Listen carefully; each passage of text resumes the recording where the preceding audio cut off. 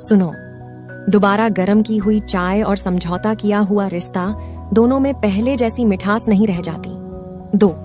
एक इंसान अकेला जीना सीख जाता है जब उसे ये पता चल जाए कि अब उसका साथ देने वाला कोई नहीं। 3. स्त्री की गोंद और पुरुष की जेब अगर खाली रह जाए तो दुनिया जीने नहीं देती। 4. किसी के अंदर ज्यादा डूबोगे तो टूटना पड़ेगा, यकीन ना हो तो चाय में डूबे हुए बिस्किट से पूछ लो। नंबर 5. मरने के बाद की गई तारीफ और दिल दुखाने के बाद मांगी गई माफी, इन दोनों का कोई महत्व नहीं होता। एक पत्नी ने अपने पति से पूछा कि माँ और मुझ में से आप किसे चुनेंगे? तब पति ने कहा, मैं अपनी माँ को चुनूंगा, क्योंकि मैं नहीं चाहता कि कल मेरा बेटा अपनी पत्नी के लिए अपनी माँ को छोड़ दे। क्या आप जानते हैं कि सबसे बड़ा दहेज क्या है? चलिए मैं आपको बताती हूँ। शादी के बाद एक लड़के से उसके रिश्तेदारों ने पूछा कि दहेज में क्या मिला है। तभी उस लड़के ने अपनी पत्नी की रोने की आवाज सुनी और कहा, आज मैं दुनिया का सबसे अमीर आदमी बन गया हूँ, क्योंकि आज एक बाप ने मुझे अपनी फूल सी एक बेटी दे दी है, एक भाई ने अपनी बहन और एक बहन ने अपनी परछाई दे दी है। सब कुछ मांगने पर दे देती है माँ, मगर अपनी औलाद कभी नहीं देती। आज उस माँ ने भी अपनी आंचल की गुड़ियां दे दी है। इससे ज्यादा और क्या चाहिए मुझे? ऐसी सोच रखने वाले लड़कों को मेरा सलाम है। और हाँ, वीडियो अच्छा लगा जीवन में यह 7 संकेत मिले तो समझ लेना कि भाग्य बदलने वाला है। तो चलिए जानते हैं वे कौन से संकेत है, पर उससे पहले वीडियो को लाइक और चैनल को सब्सक्राइब जरूर करें। नंबर 1, सुबह होते ही सफेद गाय का दरवाजे पर आना। नंबर 2, दूध से भरा बर्तन या बाल्टी दिखाई देना। नंबर 3, गोल्डन रंग का सांप दिखाई देना। नंबर 4, रास्ते या तालाब में कछुआ दिखाई देना। नंबर 5, घर से निकलते ही नारियल का दिखाई देना।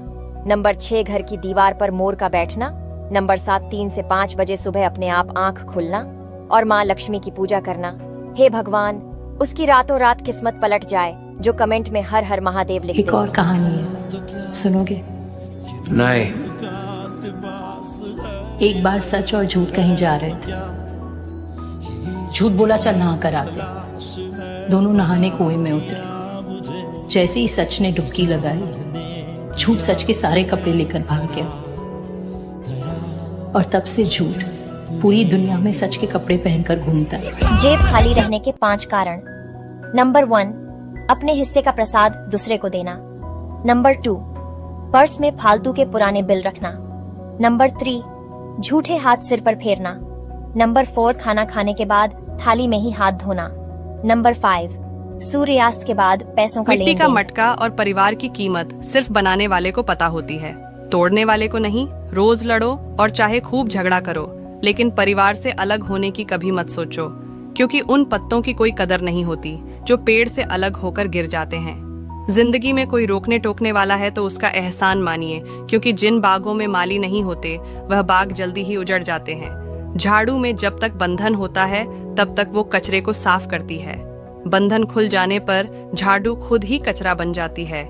इसीलिए हमेशा अपने रिश्ते और परिवार वालों को बांध कर रखो। कभी कभी आपसे या हमसे भी कुछ छोटी मोटी भूल चूक हो जाए तो उसको नजरअंदाज कर आगे बढ़ जाना चाहिए। आपका एक गलत फैसला आपको और आपके परिवार को हमेशा के लिए दूर कर सकता है। परिवार की कदर जाननी है तो किसी अनाथ बच्चे से पूछो जिनका इस दुनिया में कोई नहीं है। अपनी राय कमेंट बॉक्स में जरूर। इंटरव्यू के दौरान मुझसे पूछा गया कि तुम्हें नौकरी क्यों करना। मैंने कहा कि मुझे अपना घर बनाना है। फिर ऑफिसर ने कहा, क्यों, किराए के घर में रहती हो? मैंने कहा, नहीं, मैं अपने पति के घर में रहती हूँ। तो ऑफिसर ने कहा, तो फिर क्यों घर बनाना?